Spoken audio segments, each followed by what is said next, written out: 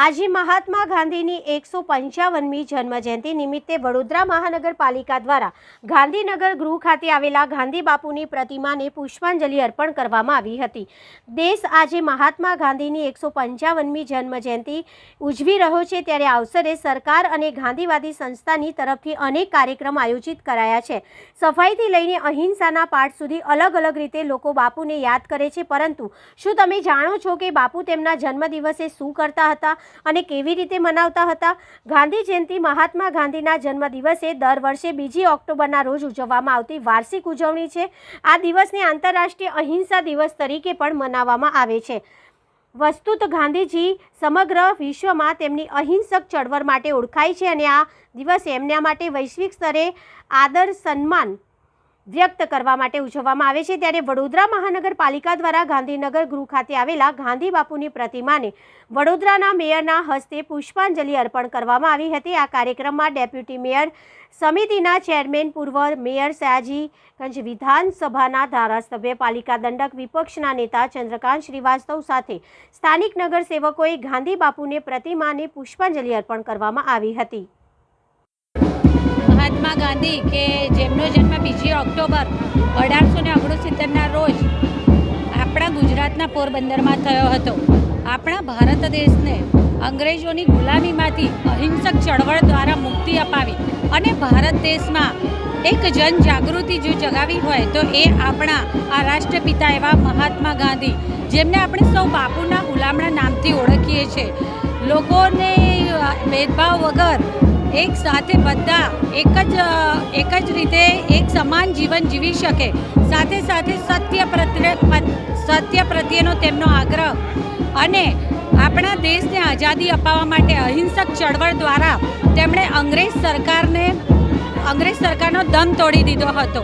અહિંસકની ચળવળ દ્વારા એમણે અહિંસા અને સત્યના માર્ગે ભારત દેશને આઝાદી અપાવી હતી।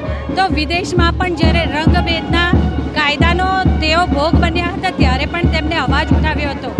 ખરા અર્થમાં ભારત દેશના નાગરિકોને પોતાને આઝાદી માટે જે જ્યાંથી છે ત્યાં આઝાદી માટે લડત આપી શકે છે, પછી તે સ્વદેશી વસ્તુઓનો ઉપયોગ હોય કે પોતાના બાળકને પોતાના ઉજ્જવળ ભવિષ્ય માટે અને સ્વતંત્ર ભારતમાં ભવિષ્યનું ભારત બને તે માટેના એજ્યુકેશનની દિશા માટેનું પ્રયાણ હોય।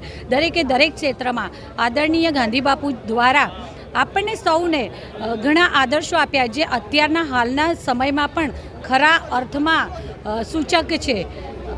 પરમ પૂજ્ય મહાત્મા ગાંધીજીની આજની જન્મજયંતિ અવસર પર વડોદરા મહાનગરપાલિકા દ્વારા પ્રતિવર્ષ કરવામાં આવે છે, તેવી રીતે તેમની પ્રતિમાને પુષ્પાંજલિ અર્પણ કરી સાથે સાથે બાપુનો જે આગ્રહ હતો સ્વચ્છતા પ્રત્યે, તો એ સ્વચ્છતાનો કાર્યક્રમ પણ રાખવામાં આવ્યા છે અલગ અલગ વિવિધ। આજે હું પરમ પૂજ્ય ગાંધીજીની જન્મજયંતિના અવસર પર સૌને ખૂબ ખૂબ શુભેચ્છાઓ પાઠવું છું।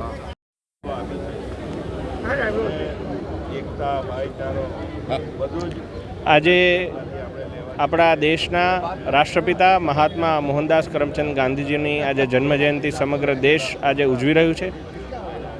આદરણીય ગાંધી બાપુ કે જેઓ હંમેશા પોતાની સુટેવોથી ઓળખાતા હતા અને એમણે કહ્યું હતું કે મારો જીવન જ મારો સંદેશ, અને એ સંદેશાઓમાં પછી એ સ્વચ્છતા હોય, સ્વાસ્થ્ય હોય, કન્યા કેળવણી હોય, શિક્ષણ હોય, આવા તમામ અને રાષ્ટ્રપ્રેમ, રાષ્ટ્ર સર્વપ્રથમ, આ તમામ બાબતોને આગળ રાખી અને તેઓએ પોતાનું જીવન જીવ્યું છે અને દેશને એક કરવા માટે એમણે હંમેશા કાર્ય કર્યું છે।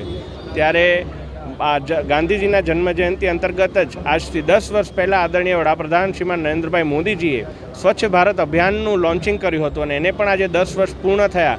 દેશમાં બાળકોથી લઈ અને મોટાઓ સુધી સ્વચ્છતા પ્રત્યેનું એક માનસિકતામાં બદલાવ આપણને જોવા મળી રહ્યો છે। આ બદલાવ પણ માનનીય મોદીજીના અભિયાનના સફળતાને આભારી છે। આ પ્રસંગે હું માનનીય વડાપ્રધાન શ્રીમાન નરેન્દ્રભાઈ મોદીજીને પણ ખૂબ ખૂબ અભિનંદન, શુભેચ્છાઓ પાઠવું છું।